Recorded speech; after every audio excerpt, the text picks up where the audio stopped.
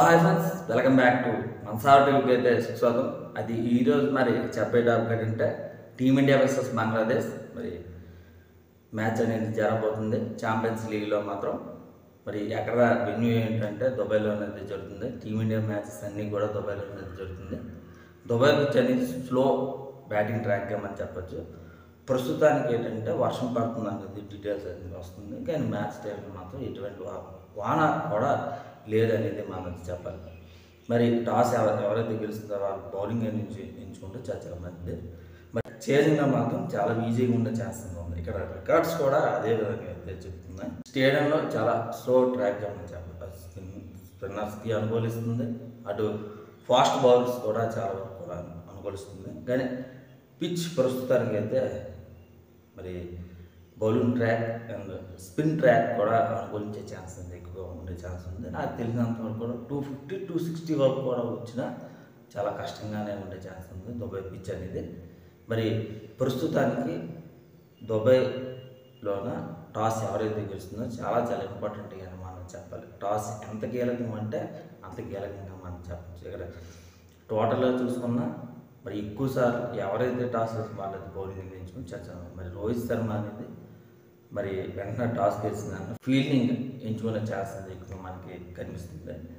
అయితే ప్రస్తుతానికి మరి మన ఛానల్ని ఇంకా సబ్స్క్రైబ్ చేయకపోతే వెంటనే మరి సబ్స్క్రైబ్ మాత్రం మర్చిపోకండి, మరి షేర్ అయితే మర్చిపోకండి. మరి 100 లైక్స్ అనేది ఖచ్చితంగా సరే ఇస్తారని నేనైతే మనసైతే కోరుకుంటున్నాను. మరి కింద నా టెలిగ్రామ్ లింక్ అనేది ఉంది, ఆ టెలిగ్రామ్ లింక్కి వెళ్ళి సబ్స్క్రైబ్ చేసుకుంటే చాలా మంచిది. ఎందుకంటే చాలా యూజింగ్ అయ్యే ఛాన్స్ ఎక్కువ ఉండే ఛాన్స్ ఉంది.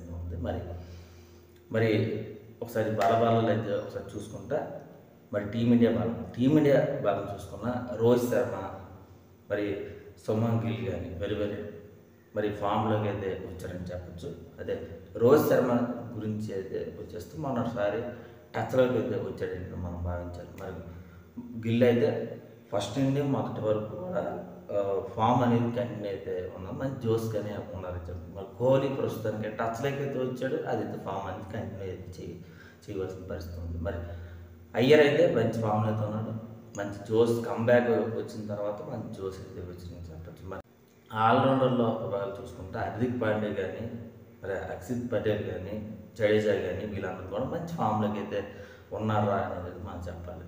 ఒకటి wicket keeper and KL Rahul మరి స్థానాన్ని ఇస్తారా లేకపోతే పంత ఆ స్థానాన్ని దిగుతాడా అనేది పెద్ద కూర్చుని మార్గం అని చెప్పచ్చు. మరి కేఎల్ రాహుల్కి అయితే అవకాశం ఇవ్వకుండా పంతకి ఇస్తే చాలా మంచిదేమో నాకు అనిపిస్తుంది. ఎందుకంటే పంత అనేది విజృంభించే ఛాన్స్ ఉంది, ఫామ్లోకి అయితే కూడా ఉన్నాడు.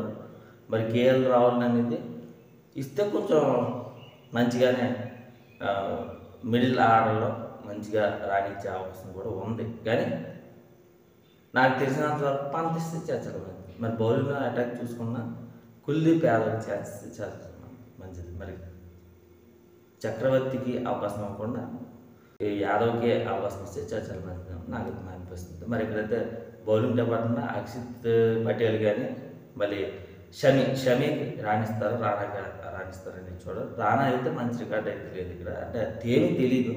షమీకి అయితే చాలా ఎక్స్పీరియన్స్ అయితే ఉంది. మరి ఎక్స్పీరియన్స్కే ఓటేస్తారు చాలా మంది నాకైతే మరి అనిపిస్తుంది. మరి ఇలా చూసుకుని బ్యాటింగ్లో కానీ బిల్లాల్లో కానీ బౌలింగ్లో కానీ చాలా పర్ఫెక్ట్గా అయితే ఉంది.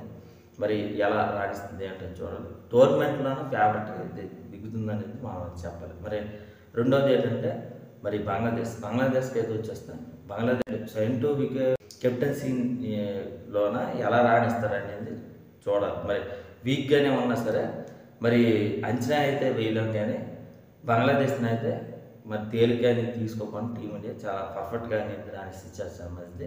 బంగ్లాదేశ్ అనేది ఫస్ట్ నుండి కూడా మరి అసలు నుండి కానీ మరి సౌమ్య సర్కార్ నుండి కానీ మంచి ఫామ్లోకి అయితే మనం చెప్పచ్చు. బీబీఎల్లో ఈ మధ్యన బాగా రాణించారని చెప్పచ్చు. అలీ నుండి కానీ రహీం నుండి కానీ వెరీ ఇంట్రెస్టింగ్గా అటు బ్యాటింగ్లో విభాగంలో చాలా పర్ఫెక్ట్గా అయితే ఉందని చెప్పచ్చు. బౌలింగ్లో అయితే టీమిండియాకి కూడా హనుమత్ నుండి కానీ రహీం నుండి కానీ మరి రేజర్ నుండి కానీ ముగ్గురు నుండి కూడా మంచి పర్ఫార్మెన్స్ అనేది ఉంది.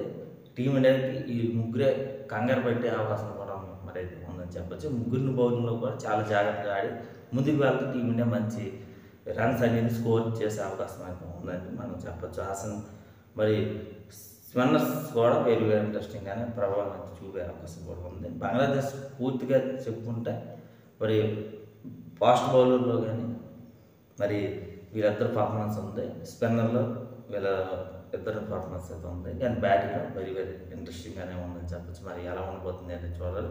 బంగ్లాదేశ్ని అయితే అంత అంచనా అయితే వేయకూడదని నాకు మరి అనిపిస్తుంది. మరి విజయం మాత్రం టీమిండియాదే అని నాకు మరి అనిపిస్తుంది. మరి ఎలా ఏంటి చూడాలి. మరి ఇది ఫ్రెండ్స్, ఇంకా మా ఛానల్ ఇంకా సబ్స్క్రైబ్ చేయకపోతే వెంటనే మరి సబ్స్క్రైబ్ చేయండి, లైక్ చేయండి, షేర్ చేయండి. మీ ఫ్రెండ్స్తో మీ వాట్సాప్లో తప్పనిసరిగా మరి షేర్ అయితే చేస్తాను నేనైతే మనసులో అయితే కోరుకుంటూ మరి మీ సనింగ్ ఆఫ్ బాయ్.